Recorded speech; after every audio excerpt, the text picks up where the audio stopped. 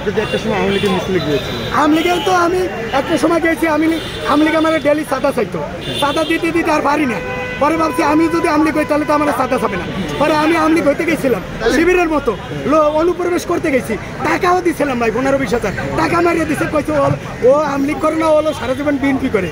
তা আমি এখন বিএনপিতেও আমি লড়াচড়া করতে চাই না, আমি চাই আমি আমার মতো চলতে, আমি চাই জনগণের পালস বুঝে জনগণের সাথে থাকি। হ্যাঁ আমি বলছি এখন বলছি শেখ হাসিনার বাবার ক্ষমতা নাই, শেখ হাসিনার 14 গোষ্ঠীর ক্ষমতা নাই, গোপালগঞ্জের না সারা বাংলাদেশে একটা সিট পাবে শেখ হাসিনার কোনো ক্ষমতা নাই। কারণ আমি তো বারবার বলছিলাম এটা নিষিদ্ধ হোক নিষিদ্ধ হোক, ও তো দাঁড়াইতেই পারবে না, ও সিট পাবে কই।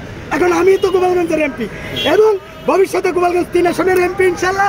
ভবিষ্যতে আমাকেই এই পিনাকি দাদা সহ এবং আমার সার্জিস ভাই আমাকেই রাষ্ট্রপতি করার জন্য, এবং আরও বিএনপি বলেন জামাত বলেন সবাই মনে করে যে আমি সবচেয়ে বেশি যোগ্যতা আমার আছে। তো আমি তো সারা জীবনে চ্যালেঞ্জ করলাম, বিএনপি ছাড়া বাংলাদেশে যদি কোনো রাজনৈতিক দলে ধর্মভিত্তিক হোক যে কোনো হোক, যদি কেউ আমার একটা নাম দেখাইতে রে খান মোহাম্মদ আবু বকর সিদ্দিক মাওলানা, এই নাম যদি দেখাইতে রে 1 লক্ষ টাকা এই শাহবাগে এসে দিব।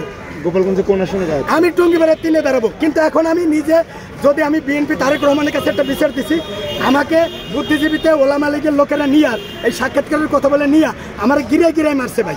মারিয়া আমার একটা দান বাক্সের ওই লেখা ছিল দান করুন নও মুসলিমদের, এটা আমার।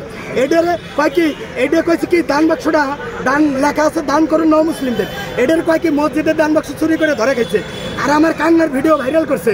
তো তারা এত খারাপ, তারা 1 ঘন্টা সূর্যকে আগাই দিয়ে পিছিয়ে দিয়ে রাত্রে দিন বানাইছে, দিনটা রাত বানাইছে। তারা বেনজিররা সাইফুজ্জামান রাজ 360টা বাড়ি করে, আর বিএনপি জামাত চরমোনাইকে নাম দেয় যে এরা দুর্নীতি করে। তাহলে তারা আমার দান বাক্স রেখে, আমি দান বাক্স মসজিদে চুরি করছি, দান বাক্সও না একটা স্টান দান করুন লেখা ন মুসলিমদের কল্যাণে।